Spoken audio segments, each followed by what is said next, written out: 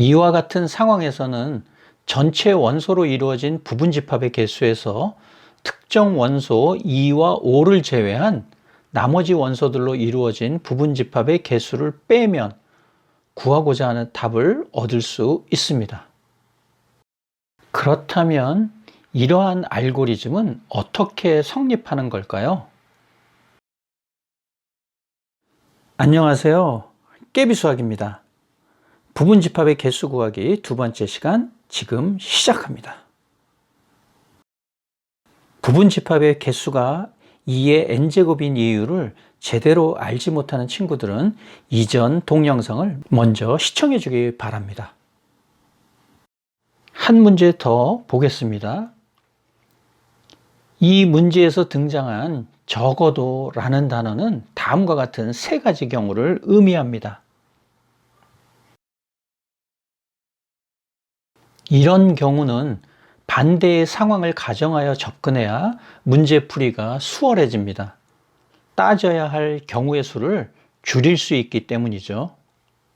이와 같은 상황에서는 전체 원소로 이루어진 부분집합의 개수에서 특정 원소 2와 5를 제외한 나머지 원소들로 이루어진 부분집합의 개수를 빼면 구하고자 하는 답을 얻을 수 있습니다. 그렇다면 이러한 알고리즘은 어떻게 성립하는 걸까요? 집합 B의 원소들로 이루어진 부분집합의 개수는 32개이고 이것을 모두 나열하면 다음과 같습니다. 이와 같은 32개의 부분집합 중에서 특정 원소 2와 5를 모두 포함하지 않는, 즉 1과 3과 4로 이루어진 부분집합을 제외하고 나면 나머지는 자동으로 2와 5를 적어도 하나 이상 포함하는 부분집합만이 남게 됩니다.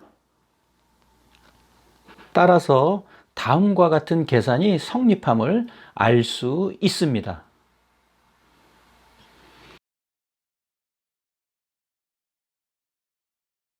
여기서 잠깐! 이와 같은 문제 해결 방법은 또 다른 관점의 접근과 해석이 가능한데요. 2의 5제곱 마이너스 2의 세제곱을 다음과 같은 방식으로 분석해 본다면 여기서 2의 세제곱은 특정 원소 2와 5를 제외한 나머지 원소들로 만들 수 있는 부분집합의 개수를 의미하고 3은 특정 원소 2와 5로 만들 수 있는 진부분집합의 개수를 나타냅니다.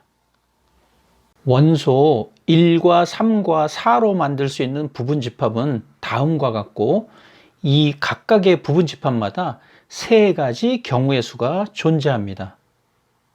8개의 부분집합 중 1, 3, 4 세 원소가 모두 포함되어 있는 첫 번째 부분집합의 경우를 대표로 살펴본다면 아빠와 선우와 시아가 포함된 부분집합에 엄마와 멍돌이가 각각 끼어들거나 함께 끼어들어간 세 가지 경우의 수가 발생합니다. 즉, 특정 원소를 제외한 8개의 부분집합에 세 가지 경우의 수가 곱해지므로 24개의 부분집합이 만들어지게 되는 겁니다. 만약에 집합 B의 원소가 1부터 10까지의 자연수이고 원소 2와 5와 6을 적어도 하나 이상 포함하는 부분집합의 개수를 구하라고 한다면 전체 부분집합의 개수에서 특정한 원소를 제외한 부분집합의 개수만큼을 빼주면 되므로 정답은 896개가 됩니다. 이 같은 원리를 잘 이해했다면 다음과 같은 응용 문제 또한 쉽게 풀어낼 수 있습니다. 문제의 지문을 해석해 보면 집합 A의 원소들 중 1은 제외하고 3은 포함한 원소들로 이루어진 부분집합을 구한 후 그 부분집합의 원소들을 모두 더한 값을 구하라는 문제입니다. 이 8개의 부분집합에 조건에 의하여 원소 3은 반드시 포함되므로 3은 8번 더해지게 됩니다. 이 부분이 아직도 이해가 잘 안 된다면 영상을 앞으로 되돌려서 자신이 놓친 포인트를 확실하게 짚고 넘어가 주길 바랍니다. 이제 3을 제외한 나머지 원소들인 2와 4와 5의 경우도 앞서 배운 원리를 그대로 적용하면 되겠습니다. 원소 2의 경우 자신은 당연히 포함되어야 하고 원소 3은 이미 앞서 계산이 끝났으므로 남은 경우의 수는 원소 4와 5가 선택할 수 있는 경우의 수인 2의 제곱이므로 원소 2는 4번 더해지게 됩니다. 원소 4의 경우도 마찬가지죠. 마지막으로 원소 5의 경우 역시 동일한 계산에 의해 4번씩 더해주면 됩니다. 따라서 최종적으로 조건을 만족시키는 모든 원소들의 합은 68이 되겠습니다.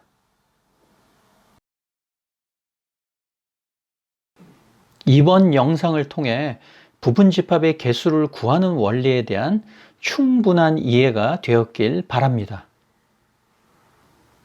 깨알 같은 비유로 수학의 개념 완전 정복하기, 깨비수학의 깨비쌤이었습니다. 다음 영상에서 또 만나요. 안녕.